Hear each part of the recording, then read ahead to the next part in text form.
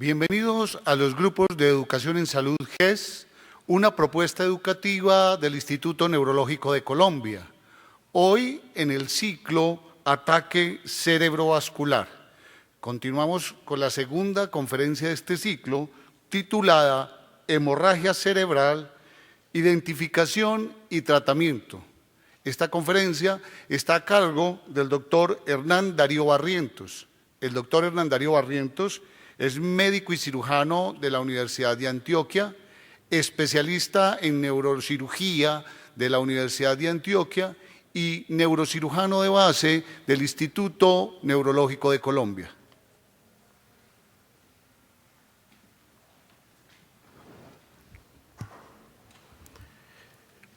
Buenos días, muchas gracias. Vamos a hablar ahora de algo que para ustedes puede ser muy común. Muchos de ustedes alguna vez han oído hablar de un derrame cerebral o de una apoplejía o también llamado de un ACV, que significa ataque cerebrovascular, o SB, enfermedad cerebrovascular. Y en este caso vamos a hablar de cuando este ataque cerebrovascular o esta apoplejía es hemorrágica, es decir, que hay salida de sangre dentro del cráneo, hay un sangrado dentro del cerebro. Para iniciar, hablemos primero de qué es una ACV o de qué es una apoplejía. Todos los tejidos del cuerpo humano, incluido el cerebro, requieren de un flujo continuo de sangre para poder sobrevivir. Cuando por cualquier motivo el flujo sanguíneo a cualquier parte se detiene o no llega sangre, este tejido se muere.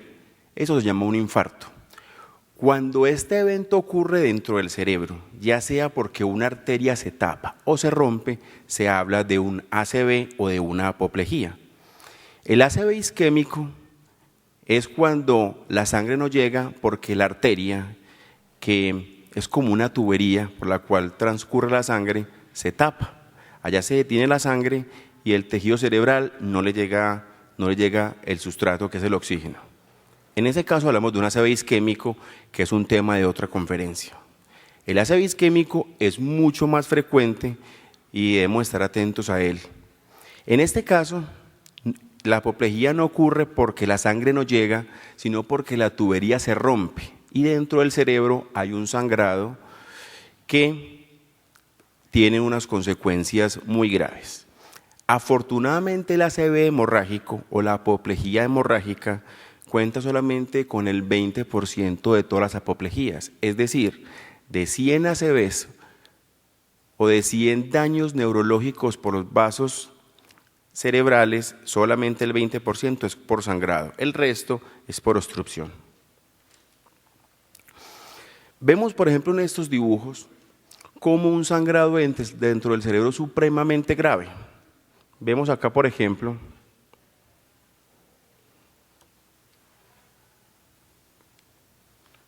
esta es una imagen de un cerebro de una necropsia en el cual vemos un gran hematoma.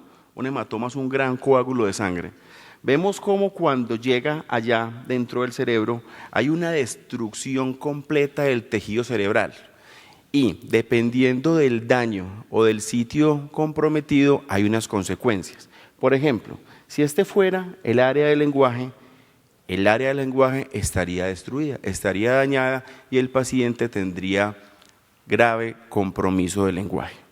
Pero no solo eso, sino que como hay sangrado, hay un aumento de la presión dentro del cráneo y eso conlleva una serie de eventos supremamente severos y graves que los puede llevar a la muerte.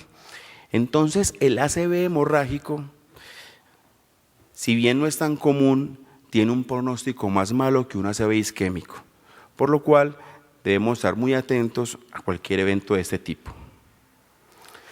¿Cuáles son los factores de riesgo para desarrollar un ACV hemorrágico?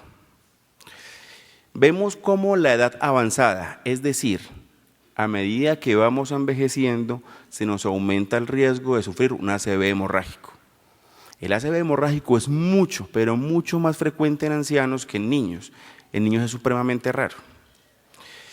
Vemos también cómo la hipertensión arterial, cuando no está controlada, es el principal factor de riesgo para desarrollar una hemorragia intracerebral.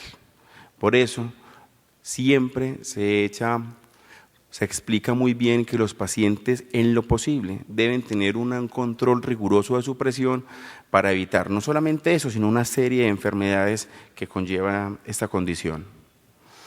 Tener un ACV previo, ya sea isquémico o hemorrágico, también aumenta el riesgo de que uno sufra de otro ACV. El consumo excesivo de alcohol, sobre todo cuando es por mucho tiempo y por muchos años, favorece a que los pacientes tengan un sangrado cerebral en cualquier momento. Se ha visto también en las últimas décadas cómo el consumo de algunas drogas ilícitas, como la cocaína, vemos como pacientes muy jóvenes llegan con infartos cerebrales a consecuencia del consumo de la cocaína, lo que llaman también el perico. Y hay algunos tipos de ACVs hemorrágicos que son influenciados o que son facilitados por la adicción a la nicotina a través del consumo de tabaco. Entonces vemos cómo todos esos factores de riesgo iniciales debemos en lo posible evitarlos para no tener un ACV hemorrágico. Hay otras condiciones diferentes en las cuales no tenemos, digamos, esa forma de prevenirlo, como los pacientes que por su condición clínica tienen alteración de la coagulación, es decir, ellos no coagulan adecuadamente, entonces favorecen a que tengan unos sangrados cerebrales, o los pacientes que por cualquier enfermedad reciben algunos medicamentos que son para la anticoagulación, como la warfarina o el Coumadin, pacientes con trombosis de las venas de los miembros inferiores, por ejemplo, o algunas arritmias cardíacas que de manera crónica reciben anticoagulantes. Estos pacientes tienen un riesgo aumentado de tener ACVs hemorrágicos. Algunos tumores cerebrales pueden sangrar dentro del cerebro y algunas enfermedades crónicas reumatológicas como las vasculitis, que es una inflamación de los vasos cerebrales que conllevan a sangrado. Entonces, hay una serie de factores que pueden predisponerlo. Hay unos que son modificables y hay unos que no. Los modificables son básicamente lo que siempre hemos escuchado, que es una vida saludable, control de la presión, evitar el consumo de cigarrillo, de alcohol, o al menos disminuir su frecuencia e intensidad. Todo esto conllevaría a una disminución para desarrollar un ACV de tipo hemorrágico. ¿Cómo se manifiesta? Cuando uno habla de apoplejía o de un ACV o de un compromiso vascular del sistema nervioso, siempre hablamos de un evento súbito, es decir, en un momento se está bien y el otro momento se está mal. Es de instauración supremamente rápida. Cuando cualquier persona, sea nosotros mismos o alguien que esté con nosotros, un familiar, tenga un evento neurológico súbito, deben estar atentos para definir por qué puede ser un ACV. ¿Cuáles son esos eventos súbitos?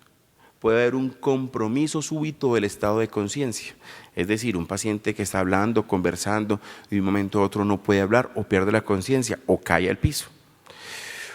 Un dolor de cabeza severa, un dolor de cabeza que muchas veces el paciente hizo que nunca en la vida lo había tenido, puede ser un ACV hemorrágico.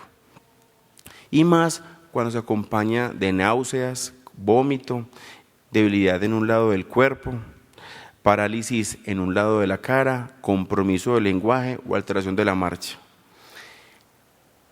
Ahora les expliqué cómo es un ACV isquémico comparado con un ACV hemorrágico. Si bien el ACV hemorrágico tiene características clínicas casi siempre más severas, muchas veces es imposible con el examen físico o el interrogatorio definir exactamente cuál de los dos es, por lo cual comparten mucho de la sintomatología. Entonces, como primera enseñanza, todo paciente o toda persona que tenga un evento neurológico súbito, es decir, cualquier función del sistema nervioso se compromete de un momento a otro, puede estar cursando con un ACV isquémico o hemorrágico y por lo cual requiere atención médica emergente.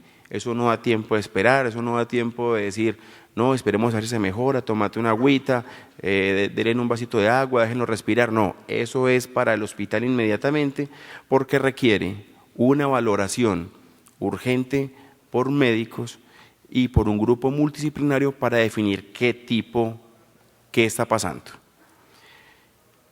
Cuando el paciente tiene un déficit neurológico y el profesional de salud tiene que definir, lo inicial que se debe hacer es hacer una neuroimagen. Entonces, todo paciente que tenga un déficit neurológico súbito debe tener lo antes posible una neuroimagen, ya sea una tomografía o una resonancia, para definir si es un ACV isquémico o un ACV hemorrágico y definir con eso cómo tratarse. Por ejemplo, miren, esas son 2 tomografías de cráneo. Esto blanco que se ve alrededor es el hueso y esto que se ve adentro es el parénquima o el tejido cerebral. Vemos como en esta, del lado izquierdo, hay una mancha blanca en la mitad. Eso es sangre. Es decir, este paciente tuvo una hemorragia intracerebral. Vemos cómo las estructuras que están a este lado son desplazadas y dependiendo de lo que dañe, pues se compromete el paciente. Y aquí vemos otro tipo de hemorragia que es un poquito diferente. Esta y ambos son hemorragias intracerebrales, es decir, ACVs hemorrágicos, pero son diferentes y se tratan diferente. Por eso es que todos estos pacientes requieren una neuroimagen lo antes posible. Además, la neuroimagen es supremamente importante porque nos define qué tan grave está el paciente, qué pronóstico tiene, porque sabemos cuánto se dañó y qué se dañó, y obviamente definimos si hay el tratamiento que requiera. Teniendo en cuenta la gravedad de lo que es un ACV, ya sea isquémico o hemorrágico, en este caso el hemorrágico, todo paciente con ACV debe ser hospitalizado y debe ser hospitalizado en una clínica o en un hospital que cuente con la infraestructura que se requiera. En este caso nosotros en el Instituto Neurológico de Colombia tenemos todo lo necesario para tratar cualquiera de los 2 tipos de ACVs. El isquémico lo trata un neurólogo y el hemorrágico lo trata un neurocirujano, digamos en cabeza de un neurólogo o neurocirujano, con todo un grupo multidisciplinario, porque hay que definir qué se debe hacer con cada uno de estos pacientes. Se debe contar con una unidad de cuidados intensivos. La mayoría o muchos de los pacientes con ACVs hemorrágicos requieren una unidad de cuidados intensivos, ya sean durante el evento y post el tratamiento. Entonces debe ser en un centro grande que cuente con esa estructura. Y el tratamiento depende del tipo de sangrado, del estado clínico del paciente y de cuánto tiempo lleva sangrando. No es lo mismo un paciente que está en coma con un sangrado de varios días que un paciente, que está en buenas condiciones con un sangrado reciente. Entonces hay una serie de parámetros que son liderados por el neurocirujano y por un grupo multidisciplinario para definir cuál es el tratamiento óptimo, pero siempre debe ser hospitalizado y cae siempre en una unidad de cuidados intensivos, al menos inicialmente. Hay muchos tipos de causas de los ACVs hemorrágicos, o sea, hay muchas condiciones clínicas que llevan a uno a que tenga un sangrado dentro del cerebro, pero hay 2 básicamente que son las más importantes porque son las más frecuentes, que son el hematoma intracerebral de origen hipertensivo, que es pacientes casi siempre ancianos con una hipertensión arterial no controlada por mucho tiempo, que de un momento a otro tienen un derrame cerebral, un sangrado dentro del cerebro. El hematoma intracerebral, que es bien frecuente, tiene una fase de tratamiento médico y ocasionalmente se requiere una neurocirugía, es decir, extraer el hematoma.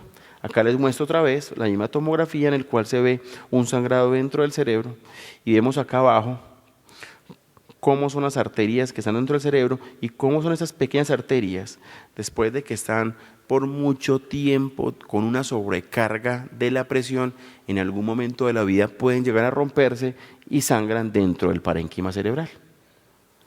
Algunos de esos pacientes, cuando el hematoma es muy grande, es decir, cuando el coágulo el coágulo de sangre es muy grande y tiene mucho efecto de masa, es decir, está desplazando parte del cerebro, ocasionalmente tenemos que hacer una neurocirugía que consiste en drenarlo, llegar hasta allá y drenar el hematoma. Eso es una condición.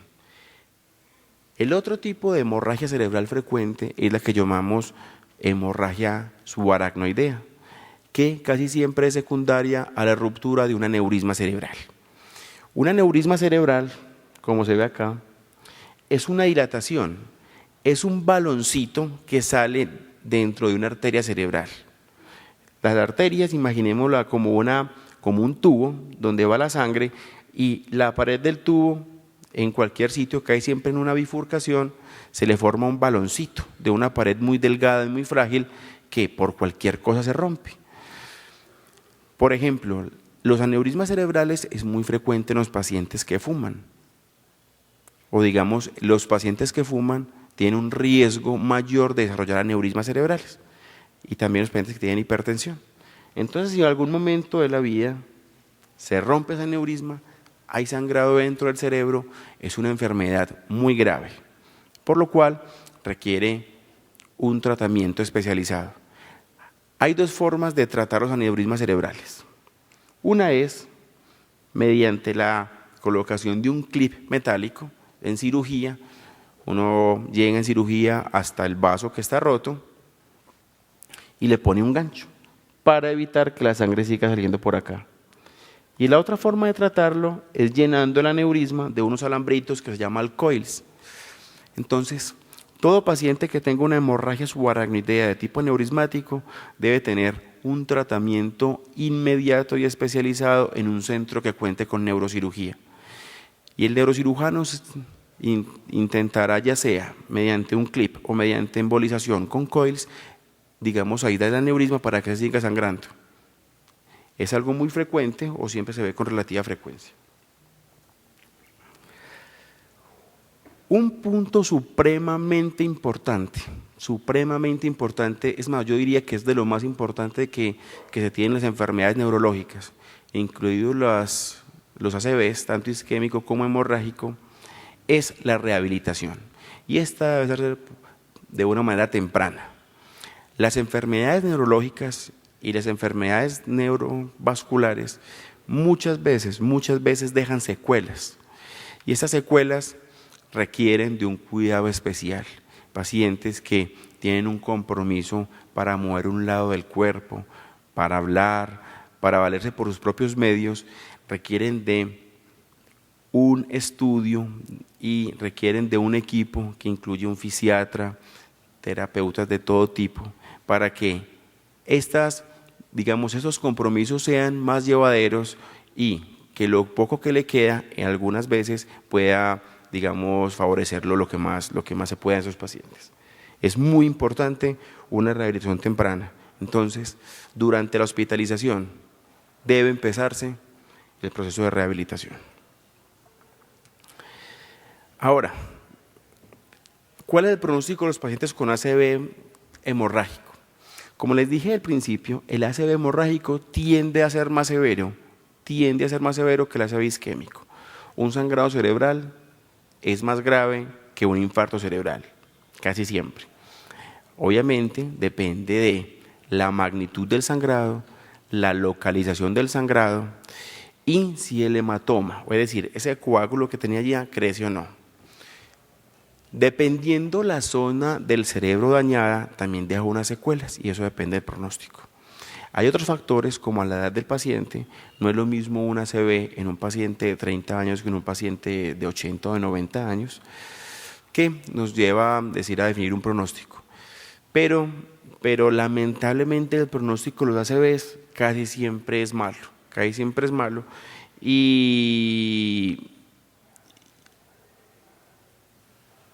Pero siempre hay algo por hacer, o sea, no puede pensar uno que cuando uno tenga un sangrado cerebral o cuando un familiar tenga una hemorragia cerebral es el fin del mundo, no hay nada que hacer, hay mucho por hacer. Obviamente debe tener un enfoque terapéutico adecuado y con unos puntos bien claros definir qué tanto se puede hacer con el paciente. pero algunos pacientes, digamos el pronóstico es, inicialmente reservado.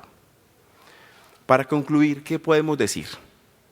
Primero, el ACV hemorrágico o la apoplejía hemorrágica o el sangrado intracerebral es una enfermedad grave. Es una enfermedad que requiere tratamiento inmediato. Cualquier déficit neurológico en un paciente debe ser enfocado de manera inmediata a un centro grande que cuente con toda esta infraestructura. Debemos estar muy atentos todos nosotros, si algún familiar, el papá, la mamá, el abuelito, nosotros mismos, un amigo, cualquier persona que esté cerca de nosotros, vemos que un momento a otro pierde la conciencia, no puede mover un lado, no puede hablar bien, empieza a hablar enredado, no puede caminar, un dolor de cabeza muy intenso que no se le quita, pero intenso es muy intenso, ganas de vomitar, vómito y vómito, cualquier cosa de estas puede ser un ACV, y si es hemorrágico es peor, entonces debemos llevarlo inmediatamente, eso no da espera, a un centro grande. El Instituto Neurológico de Colombia tenemos cómo tratarlo y de manera inmediata, entonces eso hay que hacerlo. Lo otro es, debemos cuidarnos, debemos tener un control de los factores de riesgo. De los más importantes es el control adecuado de la presión arterial.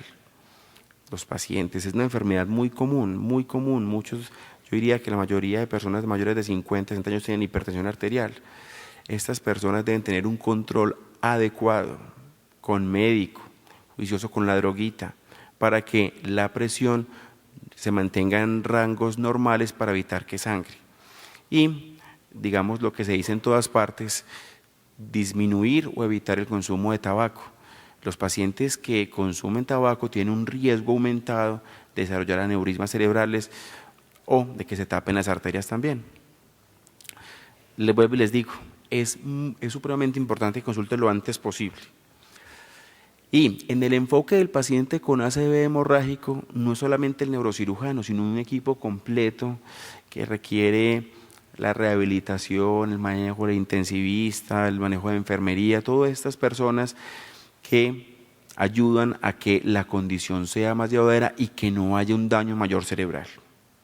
Y lo más importante, vuelvo y les digo, casi siempre, a veces no, pero casi siempre hay algo por hacer, entonces se requiere de un proceso de rehabilitación muy bien elaborado, completo, con personal idóneo, para que esto, digamos, sea más llevadero, y muchos de nuestros pacientes requieren de un acompañamiento familiar muy importante, porque muchas veces quedan con secuelas que son francamente dependientes.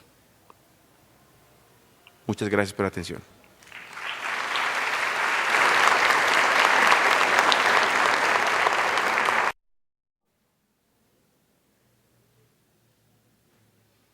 Bueno, vamos a contestar varias de las preguntas que nos formulan. Aquí hay una pregunta que dice que cuáles son las dificultades debido al consumo de tabaco en el ACV hemorrágico. Pero no son dificultades, sino que se ha visto por estudios epidemiológicos muy grandes que el consumo de tabaco predispone a la formación de un tipo de ACV hemorrágico, que es la hemorragia subaracnoidea secundaria de un aneurisma, debido a que el tabaco produce o digamos facilita la producción de aneurismas cerebrales. Entonces, los pacientes que consumen tabaco tienen un riesgo aumentado mayor de los que no para desarrollar un aneurisma cerebral y por lo tanto para mayor riesgo de que este se rompa. Varias preguntas son acerca del trauma de cráneo. El trauma de cráneo, que es un golpe en la cabeza por cualquier forma, un accidente en moto o una caída de un segundo piso, cualquier cosa, puede desencadenar hemorragia intracerebral. Pero en este caso no se habla de enfermedad cerebrovascular, sino que se habla de un sangrado post el trauma. Y son diferentes los mecanismos y son diferentes las formas de tratamiento. Cuando el sangrado intracerebral es debido a trauma, si el sangrado es lo suficientemente grande para causar aumento en la presión dentro del cráneo, pues Ocasionalmente o muchas veces debemos entrar en cirugía y tener el hematoma, pero las condiciones son diferentes.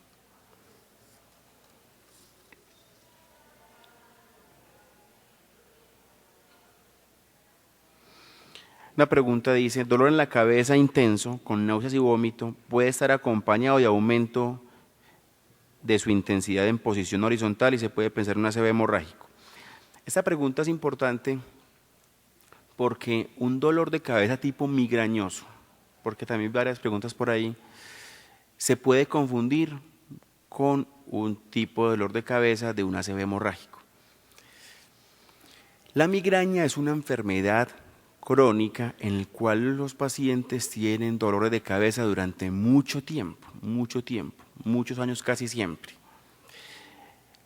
El dolor de cabeza de la migraña muchas veces se asocia con cocullitos, con lucecitas, vistas que lucecitas, la luz y el ruido molestan, ganas de vomitar y muchas veces vomitan. Esa es, digamos, la migraña clásica.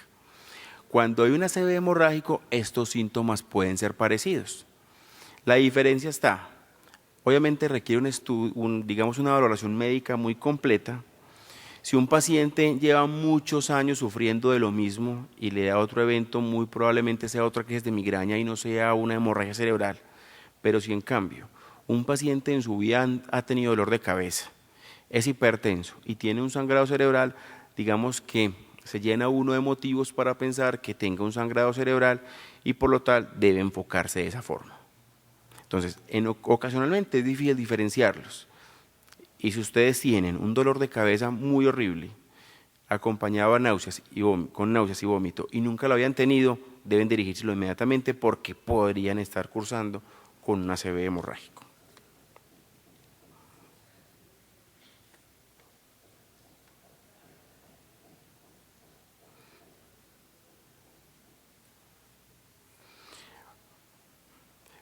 Varias preguntas hablan de los sangrados por la nariz. Cuando hay un ACV hemorrágico, el sangrado no sale del cráneo. O sea, uno si tiene un ACV o uno tiene un sangrado dentro del cerebro, usualmente no sale por la nariz. El sangrado se queda dentro. O sea, que son cosas totalmente diferentes. Aquí hay una pregunta muy interesante. Dice, ¿hasta dónde se puede lograr rehabilitación hacia un ACV? El cerebro es una maravilla y uno no podría contestar esta pregunta, pero se han visto personas que tienen una afasia completa. Afasia es cuando hay una alteración para la comprensión o para el lenguaje. Se ha visto que algunas personas se rehabilitan mucho y pueden volver a conversar. Entonces, es importante que ante cualquier déficit nunca nos demos por vencidos y siempre intentemos hacer la mayor rehabilitación posible, porque el cerebro nos sorprende y muchos pacientes mejoran mucho, mucho es mucho. Pacientes que no hablaban nada, los ve uno después, ya pueden conversar. Entonces no debemos bajar la guardia y ser muy atentos a eso.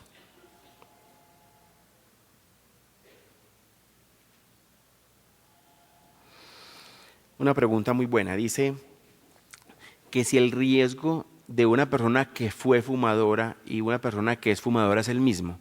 No, siempre es buen tiempo para dejar de fumar.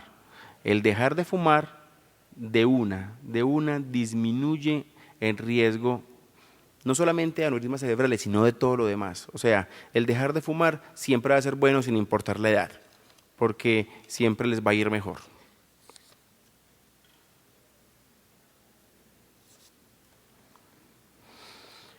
Dice, ¿cuántos clips se puede llegar a poner en un cerebro? Pues no sé, muchos. Yo un día vi un artículo en que le pusieron 7 clips a un paciente de aneurismas, o sea, 7 aneurismas cerebrales con 7 clips. Eso no es lo usual, es supremamente raro, pero a veces ponemos 2 o 3 clips. Eso no tiene ningún problema y si la cirugía cursa bien, no pasa nada.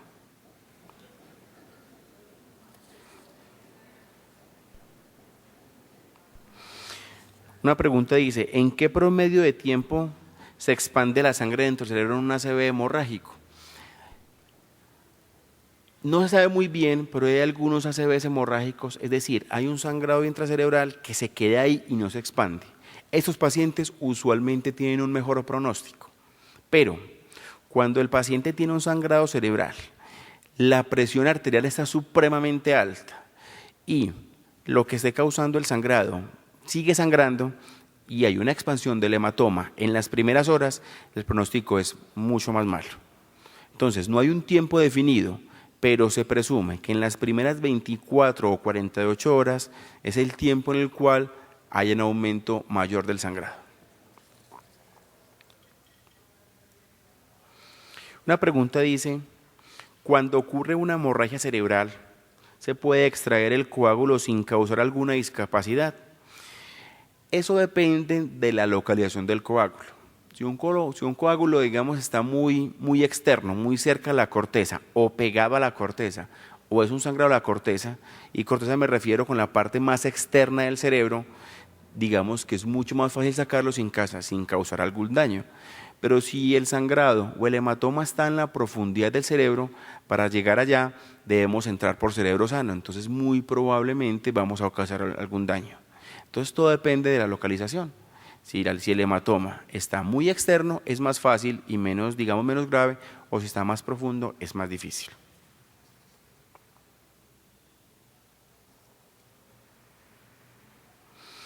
Una pregunta dice, ¿a todos los pacientes que sufren de derrame cerebral se les da hidrocefalia? No, no a todos. La hidrocefalia es un aumento del líquido cefalorraquídeo, que es un líquido que todos tenemos dentro del cerebro. Muchas veces cuando hay un tipo de hemorragia, el drenaje de ese líquido, digamos, se daña y este líquido cefalorraquídeo empieza a acumularse. Algunas veces en algunas hemorragias subaracnoideas, cuando hay una ruptura de un aneurisma, hay una hidrocefalia y debemos tratarla, pero no siempre. Cuando hay un hematoma intracerebral, muchas veces no hay hidrocefalia y no requiere tratamiento adicional. Yo creo que ya no hay más.